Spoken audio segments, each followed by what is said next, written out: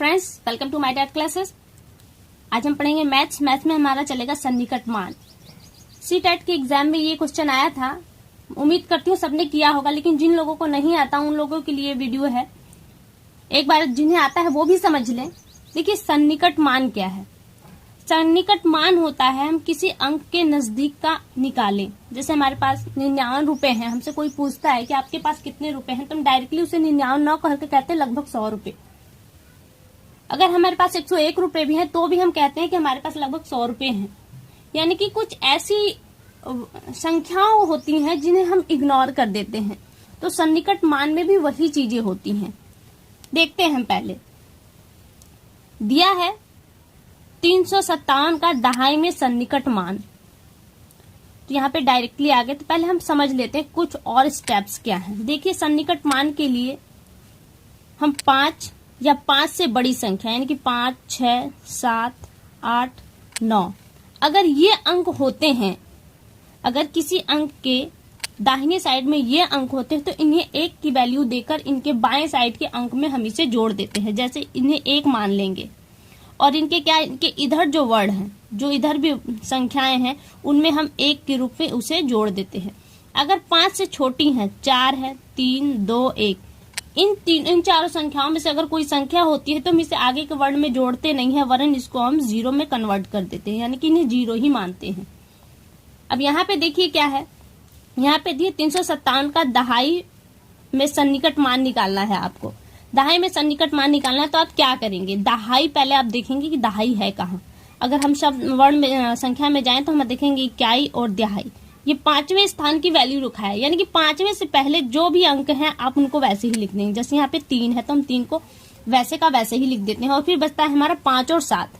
देखिए हमने कहा था कि जब 5 से बने, 5 के बाद देखिए क्योंकि 5 का पूछा है तो 5 के बाद क्या ये अंक है, इनमें से कोई अंक है। अगर इनमें से कोई अंक है तो उसे हम 1 मानकर 5 में ऐड कर देंगे।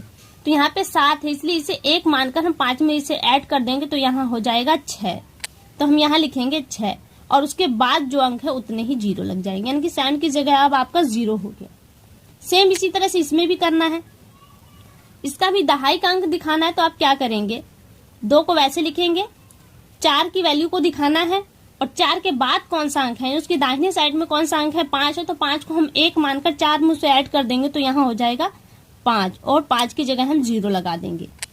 यानी कि सीधे सीधे इसे समझे तो देखिए कहा गया है कि मेरे पास 245 रुपए है। अगर सामने वाला कोई पूछता है कि आपके पास कितने रुपए हैं तो मैं यही कहती हूँ कि लगभग 250 रुपए, 250 रुपए है मेरे पास, यही कहा जाता है। यानी कि कुछ ऐसी संख्याएं कौन सी हैं, 4, 3, 2, 1 को इग्नोर कर दिया जाता है और 5, 1, 7, 8, 9 को हम 1 एक्स्ट्रा करके जोड़ देते हैं। फिर यहाँ पे देखिए सैकड़े का स्थान पूछा है। सैकड़े का स्थान हम चले तो इकाई, दहाई, सैकड़ा। सैकड़े का स्थान यह होता है, आपने जिस स्थान का अंक का पूछे बाकी उसके बाएं साइड में जो अंक है उनको वैसे ही उतार देंगे। फिर 5 का पूछा है तो 5 के दाहिनी ओर देखिए 9 है, लेकिन हम 9 से नहीं चलेंगे क्योंकि हमको सबसे लास्ट वाले अंक से चलना है। तो लास्ट वाला अंक आपका देखिए 4 है। अब 4 से चलेंगे तो 4 की वैल्यू हम 1 नहीं मान सकते, इसलिए यहाँ पे 0 हो जाएगा। 9 है, 9 को हम 1 मानेंगे और क्या करेंगे, इसके दाहिने में इसे बाएं में इसे जोड़ देंगे तो क्या हो जाएगा, यहाँ पे 5 की जगह 6 हो जाएगा। और बाकी जो अंक है यानी कि 9 की जगह 0 और 4 की जगह 0, ये हो गया सन्निकट मान इसका। देखिए यहाँ 2 संख्याएं दी गई हैं और इनका इंटू करना है, और किस रूप में, इसके सन्निकट मान में।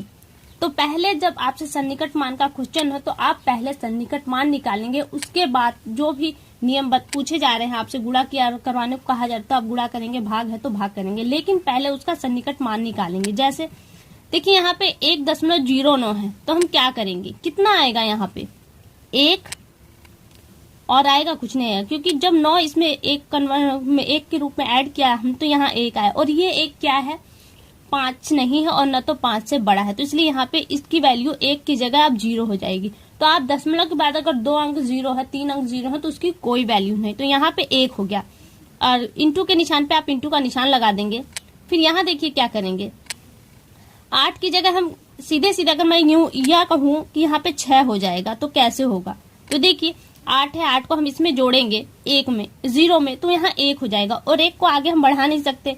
यहाँ पे 9 है, 9 को हम आगे बढ़ाते हैं तो 5 में 1 बनकर ऐड हो जाएगा, तो यहाँ पे आ जाएगा 5। अब देखिए पीछे दशमलव है, इसलिए अब हमको पूरा पूरा अंक मिल गया है, तो हम दशमलव की बात की हमको कोई वैल्यू नहीं चाहिए, हमारा डायरेक्टली ये आ गया। अब इसका इंटू निकालना है, तो आप यहीं पे इसको 6 कम 6, ये हो गया इसका आंसर। देखिए अगला क्वेश्चन दिया है, संख्या 76.0684 का निकटतम दहाई का अंक परिशुद्ध मान निकालना है। तो दहाई का अंक कौन सा है? दशमलव के बाद आप स्टार्ट करेंगे यहाँ से, तो इकाई आता है, फिर दहाई, तो यहाँ दहाई का अंक 7 है। और यहाँ से उल्टा हम चलेंगे, क्योंकि दहाई से जो पूर्ण अंक होता है वहां हमारा चलता है इकाई, दहाई, सैकड़ा, हजार। लेकिन दशमलव से जब चल रहा हो तो दशमलव से हम इधर की साइड चलते हैं, और क्या आता है, पहले इकाई न आकर सीधे दसवां आता है। इसे हम दहाई नहीं कह सकते बल्कि दसवां कहेंगे। दसवां, 100वां, 1000वां, 10,000वां भाग, यानी कि 1 का भाग है। कितना? 10वां भाग है, 100वां भाग है, 1000वां भाग है। तो यहाँ पे आपसे पूछा है दहाई का, यानी कि 7 का पूछा है, तो हम चलेंगे। देखिए हम इसे कन्वर्ट नहीं कर सकते। 8 है, 8 से हम इसको करेंगे तो यहाँ 7 हो जाएगा। 7 को 1 माने तो यहाँ 1 आएगा, और 1 को हम आगे नहीं जोड़ सकते, क्योंकि हमको 5 आगे 1 जोड़ने के लिए 5 चाहिए, या 5 से बड़ी संख्या। तो यहाँ हमारा 1 आ रहा है, इसलिए ये आगे नहीं बढ़ेगा, तो यहीं रुक जाता है। और बचता क्या है हमारे पास? 76 ओनली। यही इसका परिशुद्ध मान है। अब एक क्वेश्चन और देख लेते हैं। देखिए एक क्वेश्चन ऐसा है, 30.12 इंटू 4.96, इसे कन्वर्ट करना है, सन्निकट मान दिखाना है। यहाँ पे इंटू है, तो हम पहले यहाँ पे इसका क्या करेंगे, पहले हम इसकी सन्निकट मान निकाले, तो यहाँ हमारा आएगा 30, क्योंकि इन दोनों को जोड़ने यहाँ पे कुछ नहीं आएगा, यहाँ पे कुछ नहीं आएगा, तो ये आगे भी कुछ नहीं बढ़ेगा, और इंटू की जगह इंटू हो गया। फिर अब यहाँ आए तो ये इसमें जाएगा, तो ये हो जाएगा 10 को हम फिर वही करते हैं, आगे आपका मान ज्यादा आएगा तो ये इसमें चला जाएगा, तो क्या हो जाएगा ये 5, तो 35 जा 150, ये इसका हो गया आंसर। सी टेट में आपका यही क्वेश्चन, इसी तरह का क्वेश्चन था, अपान में उसमें कर दिया था। बट ऐसा होता है जिसके हम अगर सन्निकट मान पूछे तो इसका आंसर केवल इतना ही हो जाता है। अगर प्रोसेस इंटू के आगे तक का है तो आपका आंसर फिर ये आएगा। तो फ्रेंड्स मैं उम्मीद करती हूँ आपको ये समझ में आएगा होगा, और ना आया है तो फिर कमेंट कीजिएगा, मैं फिर एक ऐसी अच्छी सी वीडियो बनाऊंगी ताकि आपको अच्छे से समझ में आएगा। तो फ्रेंड्स अगली वीडियो में आपसे बहुत जल्दी मुलाकात होगी, तब तक के लिए नमस्कार।